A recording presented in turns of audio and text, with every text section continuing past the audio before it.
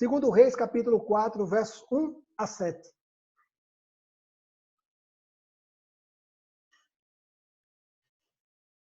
Nick, eu vou projetar, que a minha está na versão revista e corrigida. Revista atualizada.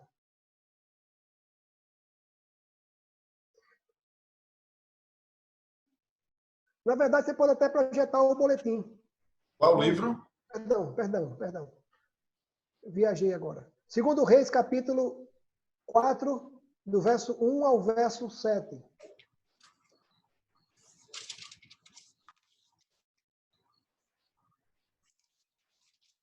Aí está o texto.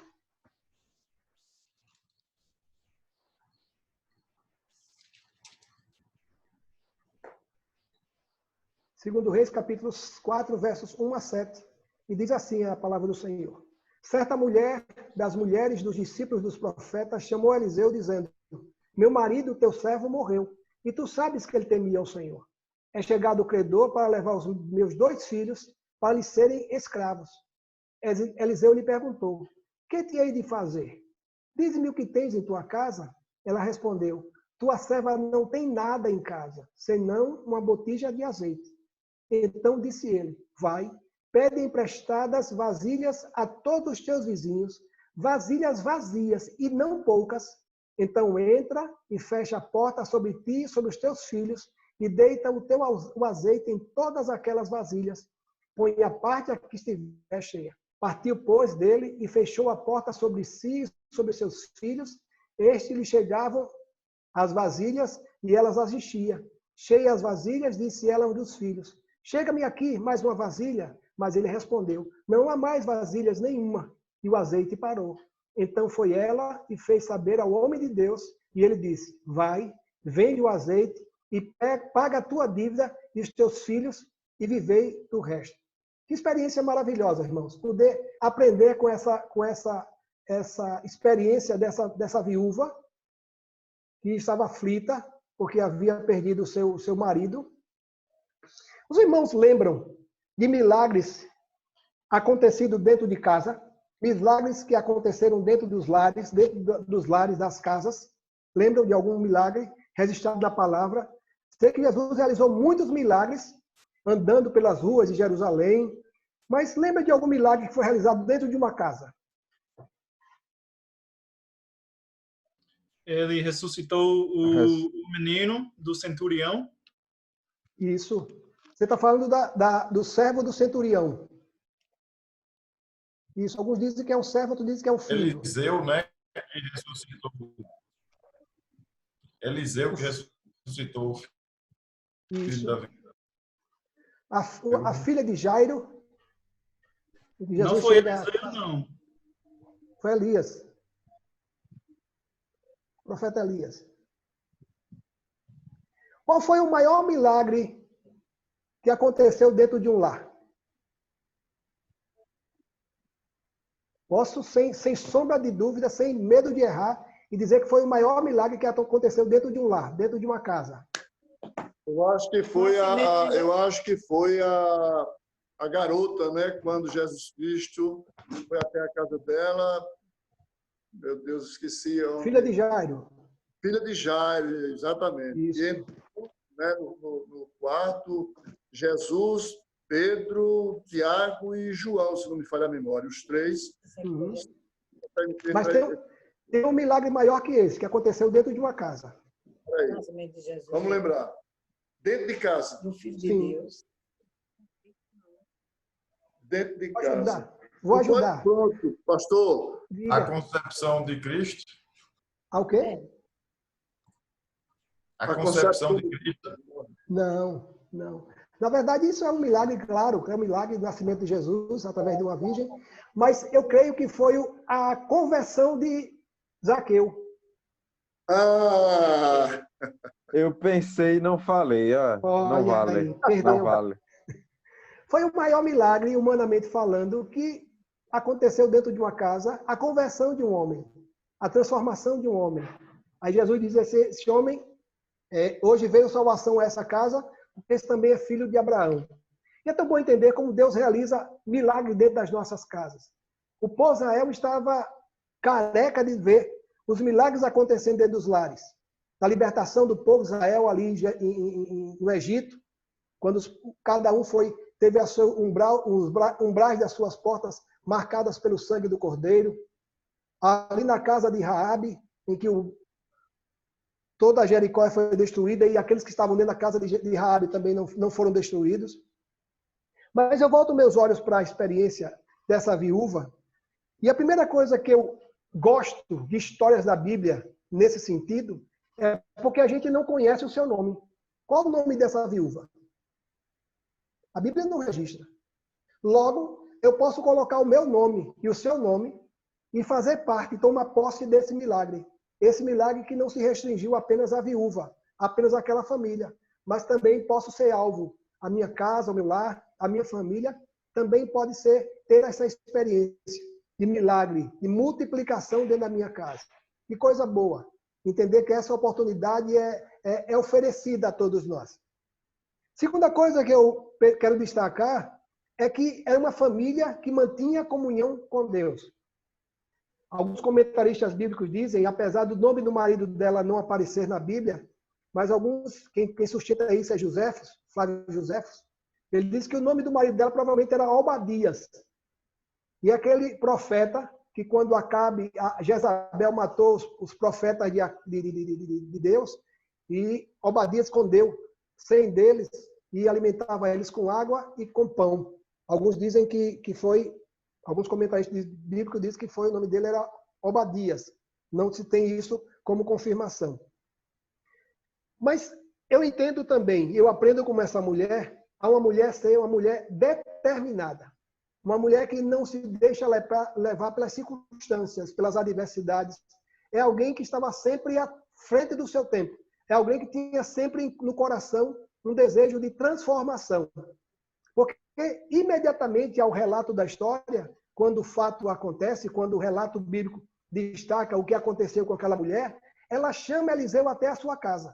Ou seja, identificou em Eliseu, no profeta Eliseu, alguém que poderia, como um profeta de Deus, ajudá-lo. Afinal de contas, o marido dela era discípulo de Eliseu e ela havia experimentado desse prazer, desse privilégio de conviver com os servos do Senhor. Mas eu quero destacar a primeira lição diante dessa experiência da mulher. Primeira lição, primeiro tópico, não se espante se a situação que está difícil vier a piorar. Não se espante. Se aquilo que parecia ser algo difícil, parece ser impossível. Parece se tornar algo humanamente impossível de ser resolvido. Por que digo isso? Volto meus olhos mais uma vez para o texto, e lá no verso 1 diz, meu marido, teu servo, morreu. Ou seja, a dor da perda, a dor do luto, a dor da saudade. E se hoje é difícil para uma mulher criar 2 filhos, naquele tempo muito mais ainda, porque não podia trabalhar, esperaria seus filhos crescerem para que pudesse ser sustentada por eles. Então imagina o drama daquela mulher em ter a perda do seu marido. Não se sabe o motivo que esse homem morreu. E ela continua dizendo assim, e tu sabes que ele temia o Senhor. É chegado o credor para levar os meus 2 filhos para lhes serem escravos. Além de perder o marido, a dor da saudade, a dor do luto, a dor da perda, também estava propensa a perder seus filhos, que serviriam para trabalhar como escravos, para que pudessem honrar a dívida que o pai havia contraído. Ou seja, além de perder o marido, além de sofrer a dor do luto, estava ponto de perder também seus filhos e serem vendidos como escravos. E a gente olha para a vida dessa mulher e percebe que ela era uma mulher temente a Deus. A sua família é uma família temente a Deus. Que o seu marido trabalhava na obra do Senhor. E a coisa começa a tomar proporções insolúveis diante daquilo que ela está vivendo. Mas eu olho para a Bíblia e encontro alguns personagens bíblicos que também tiveram suas vidas marcadas pela dificuldade. Que parecia que a coisa tinha sido resolvida, ou parecia que a coisa ia se resolver, e a coisa tomava proporções maiores. O primeiro deles, me veio ao coração, foi Jó. Lembra como se deu o momento inicial de Jó? Quando ele tomou conhecimento daquilo que estava acontecendo sobre os seus bens e sobre os seus filhos. Lá em Jó, no capítulo 1, versos 13 a 19, Se algum irmão quiser ler, fique à vontade. Jó, capítulo 1, versos 13 a 19. Veja a derrocada de Jó.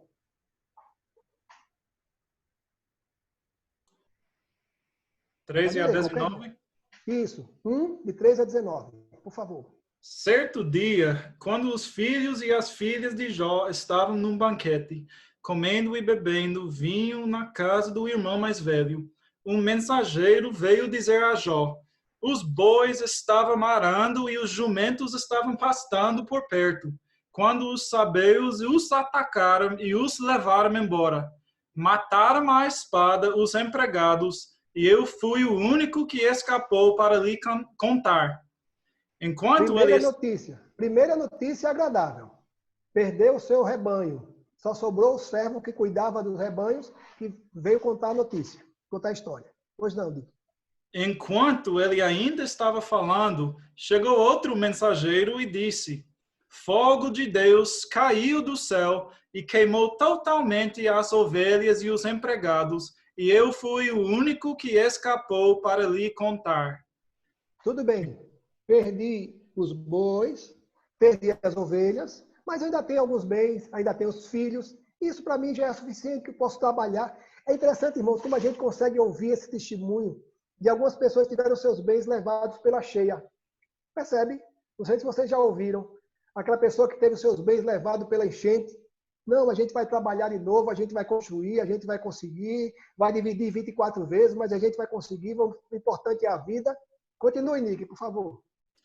Enquanto ele ainda estava falando, chegou outro mensageiro e disse: vieram caldeus em 3 bandos, atacaram os camelos e os levaram embora. Mataram à espada os empregados e eu fui o único que escapou para lhe contar. Tudo bem. Já não tenho mais bens, já não tenho bois, já não tenho ovelhas, agora já não tenho meus camelos, mas eu tenho os meus filhos.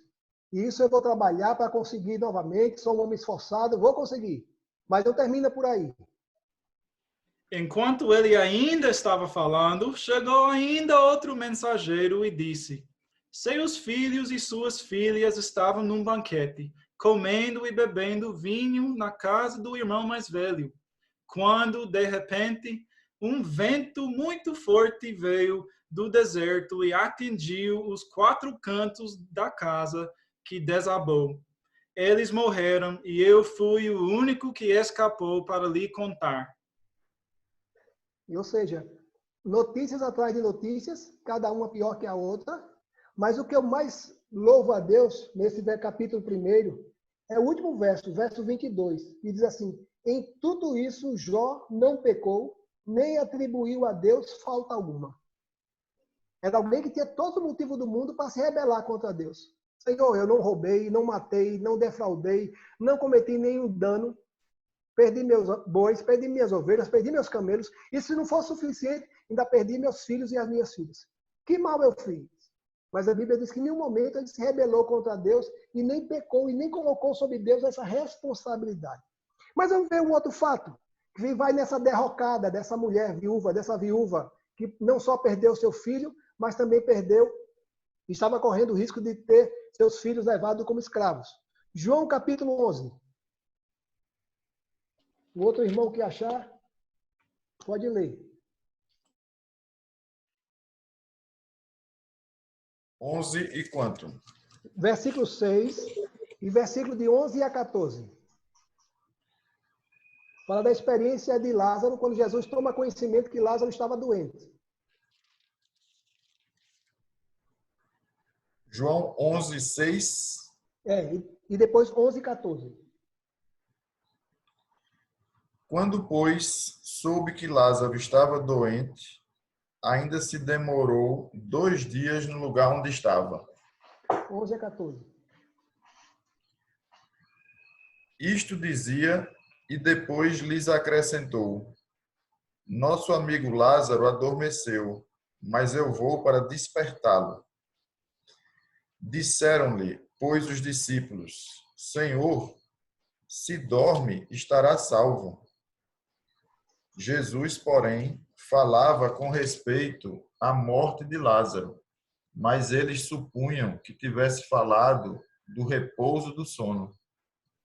Então Jesus lhes disse claramente: Lázaro morreu. O relato de João é um relato muito coeso, muito engessado. Na verdade, ele é muito, muito pequeno em função de todo o drama que as irmãs de Lázaro passaram. A Bíblia diz que Jesus ainda demorou 2 dias até ir a Betânia, depois que tomou conhecimento de que Lázaro estava doente. Ele não sabe nem quem é Lázaro. A Bíblia diz assim: está doente aquele a quem amas. E eu fico imaginando, irmãos, não na ótica de Jesus, mas na ótica de Marta e de Maria, lá em Betânia. Lázaro adoeceu, Lázaro piorou, Lázaro foi internado, foi diagnosticado com a doença grave, Lázaro morreu, foi velado, foi enterrado e Jesus, nem sinal de Jesus. Ou seja, aquela situação que parecia ser fácil de ser resolvida, Jesus chegar aqui e curar. E é interessante que a gente consegue perceber claramente isso no discurso de Marta e de Maria, porque elas dizem a mesma coisa a Jesus.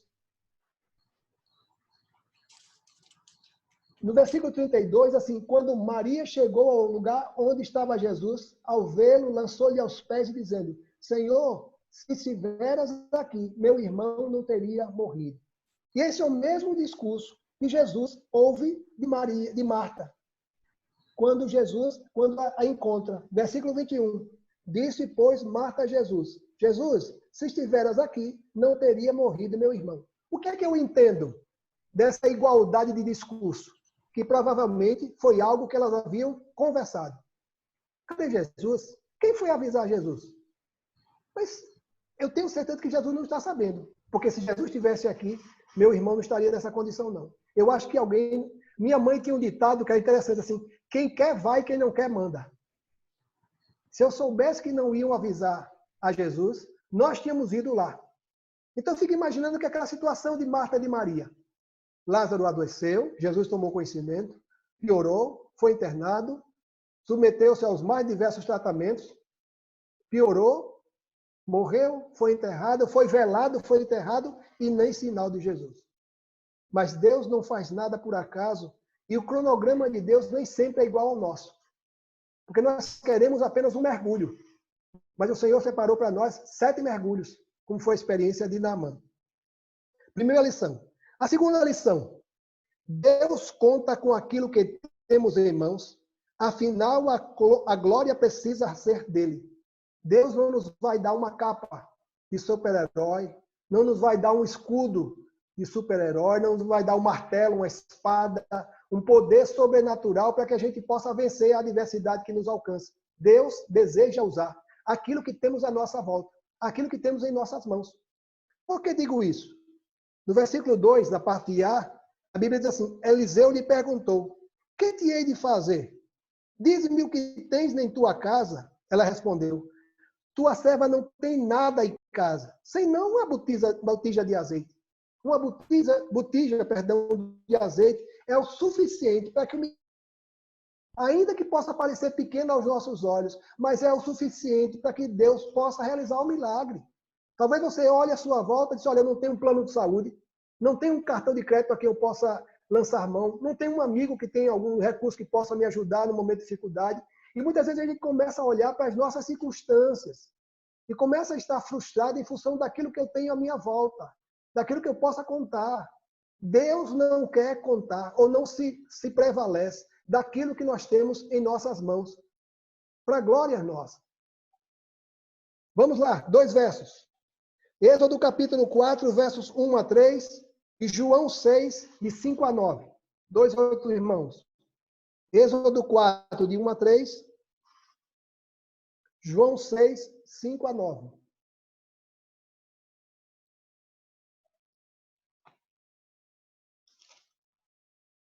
João 6, de 5 a 9.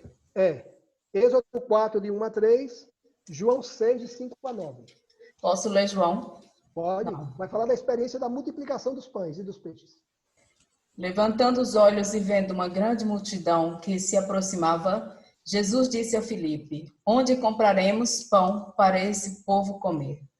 Fez essa pergunta apenas para pô-lo à prova, pois já tinha em mente o que ia fazer. Filipe lhe respondeu: 200 denários não comprariam pão suficiente para que cada um recebesse um pedaço. Outro discípulo, André, irmão de Simão Pedro, tomou a palavra. Aqui está um rapaz com 5 pães de cevada e 2 peixinhos. Mas o que é isto para tanta gente? O que é isto para tanta gente? Exatamente. Para alimentar uma multidão quase de 5.000 homens, sem contar mulheres e crianças, você me aparece com 5 pães e 2 peixinhos? Não é possível. Mas é exatamente assim que Deus faz. O que é que você tem? O que é que você tem em suas mãos? Só tenho 5 pães e 2 peixinhos. É isso que eu quero usar. O que é que conta, o que é que fala a experiência de Moisés? Êxodo 4, versos 1 a 3.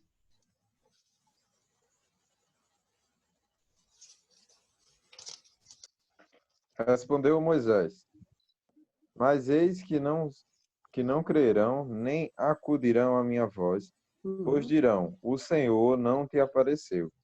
Perguntou-lhe o Senhor: Que é isso que tens na mão? Respondeu-lhe: Um bordão. Então lhe disse: Lança-o na terra. Ele o lançou na terra, e o bordão virou uma serpente. Isso. E Moisés fugia dela. Que experiência maravilhosa, irmãos. Moisés fugiu de todo jeito para que não pudesse cumprir a missão que Deus havia lhe confiado. Primeiro ele disse que era pesado de língua. O Senhor pergunta: quem foi que fez a língua do homem? Quem foi que fez o ouvido? Não fui eu que fiz.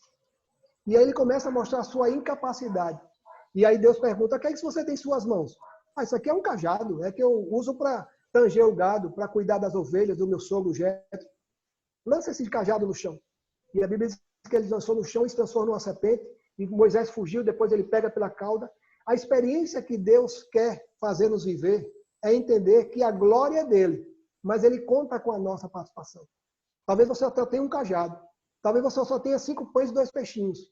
Mas exatamente é aquilo que Deus quer e deseja usar, para que a glória seja dele. Lá em 2 Coríntios capítulo 4, verso 7, Paulo fala exatamente dessa nossa pequenez. Temos, porém, este tesouro em vasos de barro, para que a excelência do poder seja de Deus e não de nós. O que é que eu sou? O que é que você é? Vaso de barro. O importante não é quem somos, mas é aquilo que trazemos dentro de nós. O que é que você tem? Não tenho nada. Não tem nada, não. Tenho apenas uma vasilha de azeite, mas não dá para o meu futuro, para aquilo que eu vou fazer. É tão bom, irmãos, entender que Deus muitas vezes nos surpreende. Apesar de conhecer o Deus a quem nós servimos, a quem adoramos, a quem prestamos culto, Deus muitas e muitas e muitas vezes nos surpreende por aquilo que Ele tem reservado para nós. Terceira lição. Se algum irmão quiser fazer alguma abordagem, alguma colocação, vai servir como enriquecimento da nossa reflexão dessa noite, viu? Terceira lição. O tamanho do milagre será proporcional à nossa fé. Talvez possa parecer estranha essa citação, essa afirmação, mas foi exatamente assim a orientação de Eliseu para aquela mulher. Então disse ele: vai, pede emprestadas vasilhas a todos os teus vizinhos, com 2 condições: vasilhas vazias e não poucas. Se eu tivesse pedido só uma vasilha, isso é conversa do Eliseu, não está vendo que isso não vai acontecer? Menina, me dá uma vasilha sua aí. Só aconteceria um milagre, só uma vasilha seria cheia. Mas a Bíblia diz que ela pediu as vasilhas das suas vizinhas, vazias e não poucas. Ou seja, confie em Deus, confie em Deus. Não se deixe levar por aquilo que as pessoas estão dizendo, por aquilo que alguém possa dizer a seu respeito. Deus quer e deseja usar as nossas vidas, apesar da dúvida do coração das pessoas à nossa volta. Por que não me faz lembrar a experiência daquele homem buscando a ajuda dos discípulos de Jesus? Quando Jesus desce do Monte da Transfiguração, acompanhado de Pedro, Tiago e João, e quando se depara com aquele jovem lunático, a Bíblia diz que toda vez que aquele jovem caía, pelo relato do pai, ele batia, se caísse no fogo, morria queimado, se caísse na água, morria afogado. E aquele pai busca ajuda nos discípulos de Jesus e não encontra alternativa, não encontra resposta. E Jesus desce do monte e aquele homem disse, me ajude. E aí Jesus diz assim, tu crês que eu posso fazer alguma coisa? Ele disse assim, eu creio, mas me ajude na minha falta de fé. Aquele homem estava calejado pela decepção que ele havia experimentado junto aos discípulos. Pedi aos seus discípulos, mas os seus discípulos não resolveram. Pedi para que eles pudessem intervir, que eles pudessem curar, que eles pudessem libertar o meu filho, mas foi tempo perdido. Mas se o senhor pode fazer alguma coisa, me ajude. E aí Jesus diz, você crê? E ele diz, eu creio, mas me ajude na minha falta de fé. Irmãos, a fé é o ingrediente indispensável para que Deus possa realizar o milagre em nossas vidas. Se aquela mulher não se deixasse, não fosse levada pelo conselho de Eliseu, que nada, isso não está vendo acontecer, eu estou precisando de recursos para pagar a dívida do meu marido e honrar o compromisso dele, para que assim eu possa libertar os meus filhos dessa ameaça de serem escravos. Aquela mulher cumpriu cabalmente tudo aquilo que o profeta Eliseu determinou para ela. Vai, pede vasilhas vazias e não poucas, e vai para a tua casa. O que eu acho lindo é o que eu posso identificar no tópico 4. A experiência daqueles filhos, 2 filhos, que sofreram tanto quanto a mãe, e pela dor do luto, da perda do pai, e da ameaça de serem levados como escravos. No versículos 4 e 5 diz assim, então, a orientação de Eliseu para ela, entra e fecha a porta sobre ti e sobre os teus filhos. Vou abrir um parênteses aqui. Irmãos, aquela experiência seria de edificação para ela e para os 2 filhos. Os vizinhos não seriam edificados. Os conhecidos não seriam edificados. Os cobradores não seriam edificados. Muito daquilo que Deus quer fazer em nossas vidas vai alcançar aqueles que estão ao nosso lado. Os nossos filhos, os nossos cônjuges, aqueles que estão à nossa volta, serão abençoados pelo milagre que Deus vai realizar em nossas vidas. Eliseu disse, fecha a tua porta sobre você e sobre os teus filhos. Aqueles filhos vivenciaram 2 extremos. O extremo da perda do pai, da ameaça da escravidão, como também da multiplicação do azeite na casa da sua mãe. Em nenhum momento nós encontramos um questionamento dos filhos. Mãe, que é isso, mãe? Deixa história, isso é conversa do Eliseu. Não está vendo que isso não vai acontecer? Não, nem conte comigo. E é tão bom quando esse trabalho coletivo contribuiu, concorreu para que o milagre pudesse ser realizado. As crianças saíram buscando as vasilhas dos vizinhos e a mãe ficou em casa e à medida que chegavam as vasilhas, eles iam enchendo as vasilhas. Chegou mais vasilha, enche a vasilha. Experiência gloriosa, irmãos. E que muitas vezes, digo isso para mim, nós perdemos o privilégio de estarmos juntos, o privilégio de ouvir testemunhos de edificação para as nossas vidas, porque deixamos de estar junto do corpo. Deixamos de estar na comunhão com os irmãos. Deixamos de ouvir pregações, sermões, testemunhos preciosos de edificação para as nossas vidas. E aí eu não cresço. Aqueles meninos puderam aprender a confiar em Deus. O testemunho deles foi muito mais precioso do que o meu, que eu não vivenciei essa experiência. Já pensou amanhã depois? Olha, nós vencíamos, a nossa mamãe estava desesperada. Nós estávamos a ponto de ser entregues como escravos. Mas o profeta Eliseu mandou, eu achei um tanto estranho, mas nós confiamos. E é lindo quando eu consigo perceber claramente a resposta de Deus para as nossas preces. Eu sei que os irmãos leram o capítulo 12 de Romanos. É tão bom a gente sentir parte do corpo. Ainda que eu seja o dedo mindinho do pé, ainda que eu seja a unha do dedo mindinho do pé, você é importante, eu sou importante. Se você não for, se você não estiver, se você não participar, vai faltar um pedaço. Vai ficar faltando um pedaço. Ainda que o corpo continue sendo corpo. Porque um dedo mindinho não vai tornar o corpo sem ação. Mas vai fazer falta porque o corpo está incompleto. Experiências gloriosas que o Senhor quer e deseja fazer-nos viver. Por quê? Porque estamos no meio do corpo, dentro da casa, vivenciando e experimentando os milagres do Senhor. E a Bíblia diz assim, versículo 5, partiu, pois, dele e fechou a porta sobre si e sobre os seus filhos. Estes lhe chegaram as vasilhas e ela os enchia. Que experiência gloriosa, irmãos. Que aqueles meninos puderam experimentar, vivenciar. Fechou a porta. Imagina o que acontece na sua casa quando fecha as portas. Quando fica só você e Deus. Só eu e Deus. A nossa comunhão com Deus. Ninguém sabe. Os nossos vizinhos não sabem disso. Sou eu e Deus. Você e Deus. Que serve de edificação para os nossos filhos. Eu costumo dizer que nós estamos num grande Big Brother. Todos nós estamos sendo observados. Todos nós estamos sendo vistos.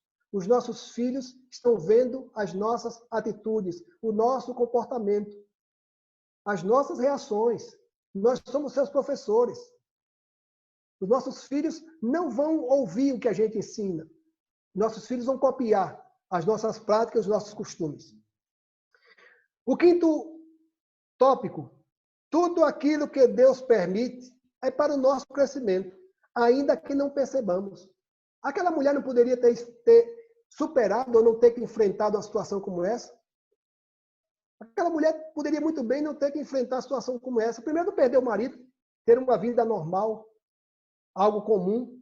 E segundo, não ter que honrar o compromisso que seu marido havia deixado. O versículo 6 diz assim: cheias as vasilhas, disse ela a um dos filhos: chega-me mais aqui, mais uma vasilha. Mas ele respondeu: não há mais vasilha nenhuma. E o azeite parou.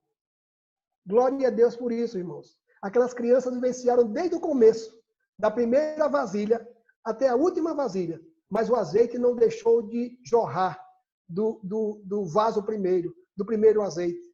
É tão bom a gente poder entender que Deus não vai frustrar tudo aquilo que Ele quer e deseja realizar em nossas vidas. Aquela mulher não podia imaginar o que estava por acontecer. Ela apenas obedeceu. Ela não se deixou levar pela dúvida, pela desconfiança. É tão bom quando a gente pode confiar em Deus. Mas uma coisa que me chama a atenção, e eu quero destacar para os irmãos, é o último verso. O verso 7. Então foi ela e fez saber ao homem de Deus. Ele disse: vai, vende o azeite e paga a tua dívida, e tu e os teus filhos vivei do resto. Aquela mulher em nenhum momento pensou em se beneficiar do azeite. Olha, agora nós temos azeite suficiente, vamos agora usufruir daquilo que nós... Não. Assim como ela provou da fidelidade de Deus, ela voltou ao profeta. Profeta, olha, nós somos agraciados por Deus. Deus fez um milagre. Deus multiplicou o azeite assim como o Senhor profetizou. Ou seja, é tão bom, irmãos, a gente reconhecer que foi fruto da fidelidade de Deus. Olha, profeta, eu quero lhe agradecer. Não, filha, não fui eu, não. Foi a sua fé. A sua fé. Foi aquilo que você pode confiar, não como palavra minha, mas como palavra de Deus. Aquela mulher poderia voltar frustrada para sua casa. Mas ela voltou ao profeta e disse: olha, aconteceu do jeito que o Senhor profetizou. E o profeta não teve outra alternativa, disse: vai, vende o azeite e paga a tua dívida. Ou seja, que compromisso que o cristão deve ter? Honrar os nossos compromissos. Estou devendo, nós vamos pagar. Porque senão nossos filhos vão correr risco de serem colocados como escravos. Vai, vende a tua dívida e tu e teus filhos vivei do resto. É tão bom confiar num Deus. Uma Bíblia diz que fará infinitamente mais do que pedimos ou pensamos. Efésios 3:20. Confiar num Deus que tem sempre o melhor para nós.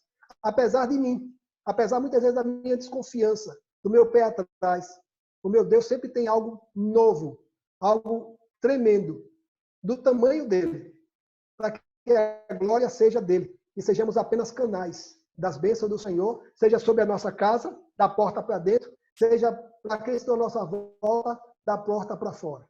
Que esse tempo de quarentena, de isolamento, seja tempo de milagres. Quando você fecha a sua porta, quando você entra nos seus aposentos, como a Bíblia diz lá em Mateus capítulo 6, verso 6, quando a mulher que entra no seu quarto, fecha a porta e orando ao seu Deus em secreto, e o seu Deus em secreto lhe recompensará. Porta fechada é a oportunidade das bênçãos do Senhor serem derramadas sobre as nossas vidas, sobre a nossa casa. Que essa experiência dessa viúva possa produzir em nossas vidas o desejo de poder confiar em Deus. Enquanto estou dentro de casa, da porta para dentro, é o tempo do milagre de Deus. Para que depois que terminar a quarentena, eu possa testemunhar daquilo que Deus fez da porta para dentro. Que a experiência da porta para dentro possa servir como testemunho daquilo que Deus vai fazer da porta para fora. Que Deus nos abençoe. Que Deus nos abençoe. Separei um cântico. Alguém quer falar? Alguém deseja falar uma palavra?